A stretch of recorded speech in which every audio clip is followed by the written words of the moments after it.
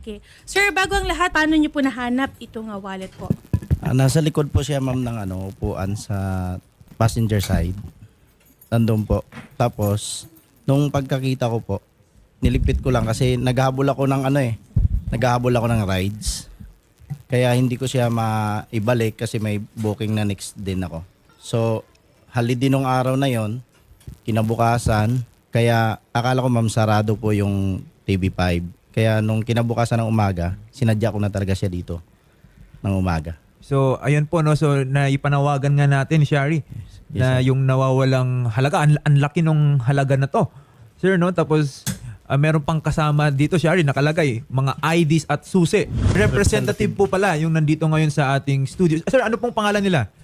Kay si Jing Abalos. Kaano-ano nyo po itong si Mr. Cow Vitrin? Bali driver po nila ako, sir. Bali marami akong sinaservicean. Nagda-drive ako.